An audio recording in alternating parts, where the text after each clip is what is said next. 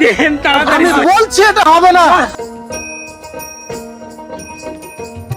ভাই এদিকে আছেন, আমার একটু কথা আছে আপনার সাথে।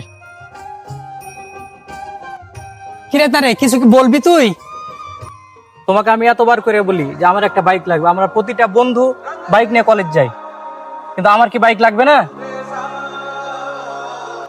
তোকে তো আমি এর আগেও বলেছি রে যে বাইকটা একটু নিস না, টাকা পয়সা নাই হাতে, সময় হলে আমি তোকে ঠিকই কিনে দেবো বাইকটা। আমি এত কথা বুঝি না, আমার 3 দিনের মধ্যে আমার বাইক লাগবে, লাগবে মানে লাগবে, না হলে আমি তোমার উপর হাত তুলতে বাধ্য হব।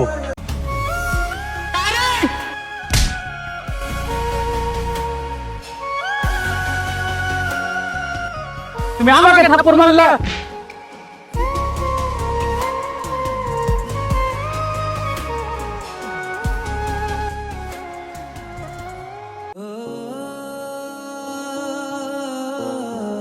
কিরে সেলিম, কি হয়েছে তোর? তেমন কিছু না ভাই, আমার একটা উপকার করবি? হ্যাঁ বল, কি করতে পারি তোর জন্য? আমাদের যে ওই 5 কাঠা জমি আছে না, ওই জমিটা ভাই আমি বিক্রি করে দিব। তুই যদি পারিস একটু কিনে নিয়ে আমাকে একটু হেল্প কর না ভাই। শোন, আমি জমি খুঁজছিলাম, তুই বললি তো ভালো হলো, আমি নিয়ে নিব। তোর আব্বার সাথে কথা বল। ঠিক আছে রে, আমার খুব উপকার করলি রে। ঠিক আছে, হ্যাঁ থাক তাহলে, তোর আব্বার সাথে কথা বলে আমাকে জানাস।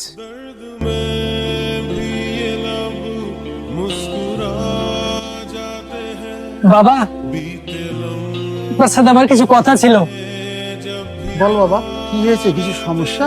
তোকে এরকম দেখাচ্ছে কেন বাবা? বাবা, আমাদের যে বছর ভিটাটা আছে না, এই বছর ভিটাটা বাদে আমাদের ওখানে জমি কতটুকু আছে বাবা? কেন, কি হয়েছে? ওখানে তো 5 কাঠা আছে, হঠাৎ এই কথা জিজ্ঞাসা করছিস? ওখানে যদি বাবা 5 কাঠা জমি থাকে আর আমরা যদি 2 ভাই হই, তাহলে তো 2.5 কাঠা করে পাবো বাবা। কিন্তু আমি আপনাকে একটা জোরহাত করে অনুরোধ করছি বাবা, যে 5 কাঠা জমি আছে, ওই জমিটা আপনি বিক্রি করে দেন বাবা, বিক্রি করে দেন। আরে হঠাৎ জমি বিক্রির কথা? কি ব্যাপার? জমি কেন বিক্রি করব? কি হয়েছে বলতো? বাবা প্লিজ, ভয় লাগে বাবা। আপনার ছোট ছেলে যে তারেক আছে না, সে অনেক দিন থেকে একটা বাইকের কথা বলছে। আমি আমার ভাগ্য চাই না, আমার সম্পত্তি কিচ্ছু চাই না বাবা।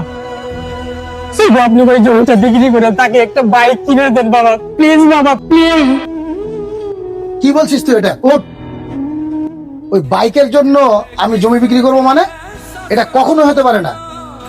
তোর জন্য আমি এর হক নষ্ট করতে পারবো না। আর তুই বা কেমন যে এত বড় ত্যাগ স্বীকার করে একটা বাইকের জন্য? বাইকটা কি এমন দামি জিনিস? কিন্তু বাবা, আমি যে একটা বড় ভুল করে দিয়েছি, আমি অলরেডি ওই জমিটা বিক্রি করে দেওয়ার কথার জন্য আমি বাইরে নিয়ে নিয়েছি বাবা। প্লিজ বাবা, আপনি আমার কথাটা রাখেন বাবা। আমি চাই সে বাইকটা নিয়ে ঘুরে বেড়াক। তুই এত বড় কাজ করে দিয়েছিস? হ্যাঁ বাবা, আমি ভাইয়ের কাছে জমিটা আমি বিক্রি করে দিয়েছি। ভাই, জমিটা আমি কিনে নিয়েছি, আপনি সাইনটা এখনই করে দেন। কখনোই আমি এটা সই করতে পারবো না। এই নাও দলিল, এখনই আমাকে সই করে দাও তোমার আব্বার কাছ থেকে দলিলে।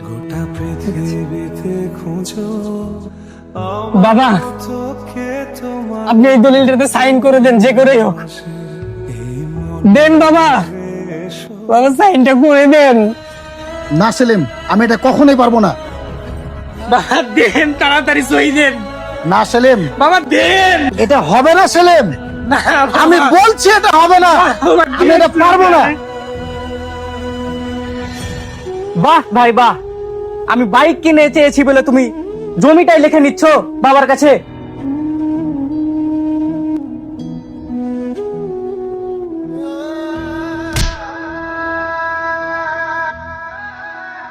বাবা এটা তুমি কি করলা?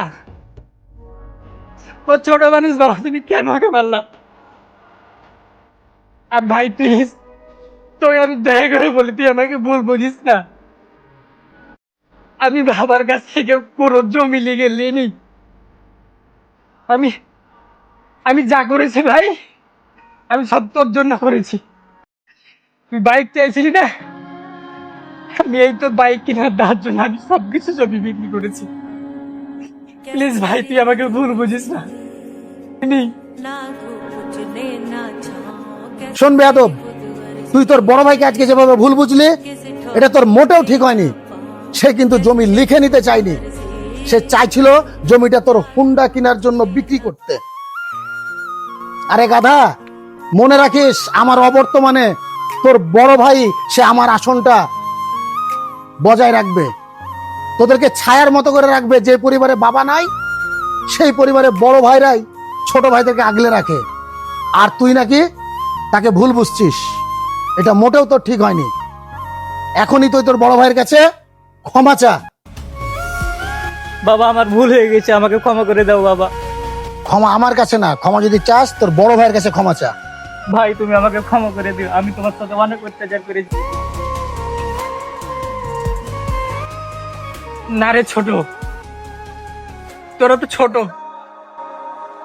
ছোটরা সবসময় ভুল করে, এটা কোনো বড় কথা না।